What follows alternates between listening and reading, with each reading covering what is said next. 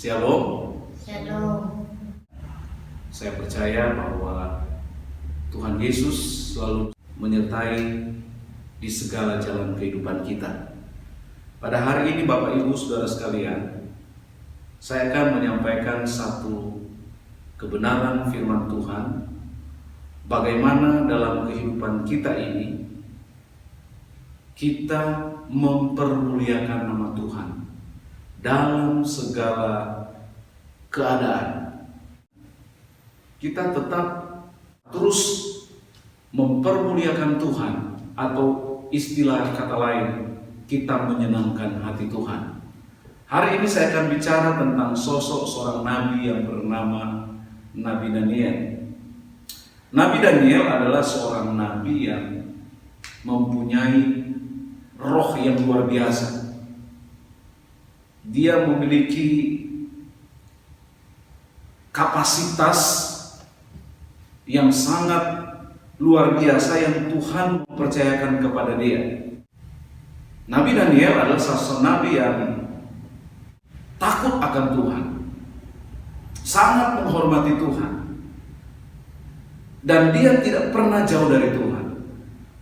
Ini yang akan saya sampaikan kepada kita pada hari ini, tanggal 10 Mei tahun 2020. Kita akan buka Alkitab.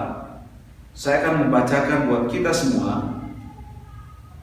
Saya akan baca di dalam Daniel pasal 6 ayat 25 sampai ayatnya yang ke-29.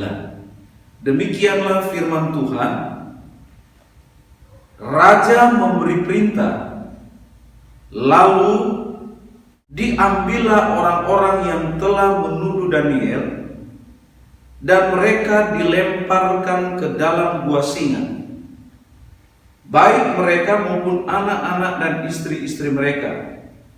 Belum lagi mereka sampai ke dasar gua itu, singa-singa itu telah menerkam mereka, bahkan meremukkan tulang-tulang mereka. Kemudian Raja Darius mengirim surat kepada orang-orang dari segala bangsa, suku, bangsa, dan bahasa yang mendiami seluruh bumi. Bunyinya, bertambah-tambahlah kiranya kesejahteraanmu. Bersama ini kuberikan perintah bahwa di seluruh kerajaan yang kukuasai, orang harus takut dan gentar kepada Allahnya Daniel, sebab dialah Allah yang hidup, yang kekal untuk selama-lamanya.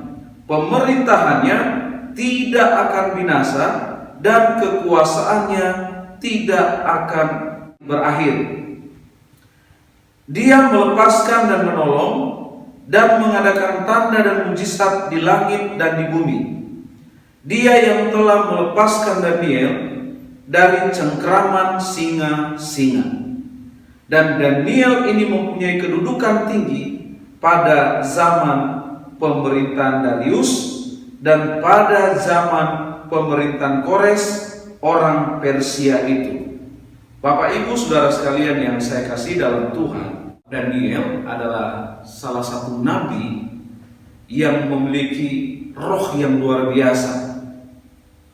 Bahkan dikatakan di dalam ayat firman Tuhan di dalam kitab Daniel pasal 5 ayat yang ke-12, di sana dikatakan, karena pada orang itu terdapat roh yang luar biasa dan pengetahuan dan akal budi, sehingga dapat menerangkan mimpi, menyingkapkan hal-hal yang tersembunyi, dan menguraikan kekusutan, yakni pada Daniel yang dinamai Belsasar oleh raja. Baiklah sekarang Daniel dipanggil dan ia akan memberitahukan maknanya. Jadi di sini saja kita membaca bahwa Daniel memiliki roh yang luar biasa. Nah, Bapak Ibu Saudara sekalian, setiap kali seorang raja baru naik tahta, selalu Daniel yang mereka cari. Di mata para raja ini, Daniel melebihi pejabat tinggi dan para wakil raja. Nah, ini yang kita akan perhatikan, bahwa Daniel memang adalah sosok nabi yang punya potensi, kapasitas yang luar biasa, roh yang luar biasa, yang membuat para raja itu begitu tertarik kepada Daniel. Nah, oleh karena itu Bapak Ibu Saudara sekalian, saya akan memberikan satu tema buat kita. Bagaimana kita sebagai orang percaya untuk terus mempermuliakan Allah kita. Ini yang harus kita tanamkan dalam kehidupan kita. Dalam buku The Purpose Driven Life, kalau kita membaca buku itu, dia menulis dan mengatakan begini: salah satu tujuan daripada orang yang percaya kepada Tuhan, tujuannya adalah memuliakan Allah. Jadi saya dan saudara sebagai orang percaya, kita harus memuliakan Allah kita. Allah kita adalah Allah yang dahsyat. Allah kita adalah Allah yang luar biasa, yang tidak pernah berubah dari dulu, sekarang, sampai selama-lamanya. Itulah Allah kita. Itulah Tuhan kita. Nah, oleh karena itu Bapak Ibu Saudara sekalian, kita sebagai orang-orang yang mempunyai roh yang luar biasa, bagaimana cara kita mempermuliakan Tuhan atau menyenangkan Tuhan, ya. Orang yang punya roh yang luar biasa, dia pasti akan mempermuliakan nama Allah kita. Jadi hal yang pertama, kita mempermuliakan nama Allah kita, nama Tuhan kita, ya, yang disembah oleh Daniel. Kemanapun kita melangkah, di komunitas manapun kita berada, nama Tuhan Yesus harus kita permuliakan. Jangan kita pernah merasa bodoh terhadap orang-orang yang belum mengenal Tuhan. Dan salah satu yang saya mau katakan kepada kita, ciri-ciri orang yang mempermuliakan Tuhan, yang menyenangkan Tuhan, hatinya dipenuhi dengan sesuatu yang terus berkobar-kobar, ingin selalu memuliakan nama Tuhan. Jadi ini hal yang pertama. Yang kedua, Bapak Ibu Saudara sekalian, Daniel, dia mempunyai pengalaman dalam hidupnya tentang Tuhan. Kalau kita perhatikan di Daniel pasal 6 ayat 27 tadi, ya, Daniel ini dia punya pengalaman yang luar biasa, atau saya mau katakan dia punya kesaksian hidup, ya, kesaksian hidup yang mana dia telah ditaruh di gua singa, tapi singa tidak bisa mengganggu dia, ya. Tidak terjadi apa-apa ketika Daniel dilemparkan ke gua singa. Ini pengalaman Daniel ketika dia betul-betul totalitas hidupnya, dia mempercayakan hidupnya kepada Tuhan. Ya. Dia tidak terpengaruh dengan para pejabat-pejabat yang lain yang memprovokasi raja untuk supaya si Daniel itu dicelakakan atau disingkirkan, tapi tidak berhasil. Kenapa tidak berhasil? Karena ada Tuhan. Karena ada Tuhan yang menyertai Daniel. Karena ada Tuhan yang selalu menjaga Daniel. Saya dan saudara juga pasti akan dijaga dan dilindungi oleh Tuhan kemanapun kita pergi dan berada. Pasti Tuhan jaga. Asalkan kita betul-betul mempermuliakan Allah kita, tidak terpengaruh dengan hal yang lain. Apalagi dalam kondisi sekarang ini, ya, tujuan kita hidup ini untuk memuliakan Tuhan, menyenangkan Tuhan. Biarlah kehidupan kita dipenuhi dengan kesaksian-kesaksian yang luar biasa. Kita punya pengalaman-pengalaman hidup bersama dengan Tuhan yang selalu kita saksikan. Itu hebatnya kita sebagai orang percaya.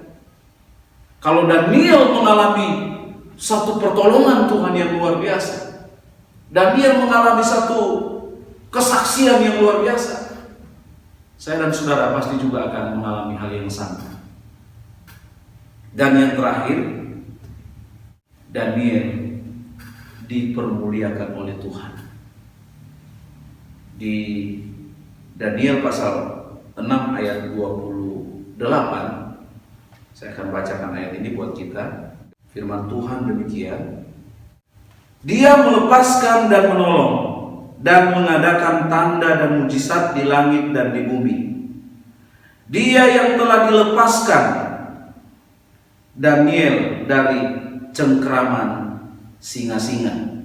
Dan Daniel mempunyai kedudukan tinggi pada zaman pemerintahan Darius dan pada zaman pemerintahan Kores orang Persia itu. Kalau kita lihat ayat ini, Daniel dipermuliakan oleh Tuhan. Kenapa dia dipermuliakan oleh Tuhan? Kenapa Daniel dipermuliakan oleh Tuhan? Karena dia hidup,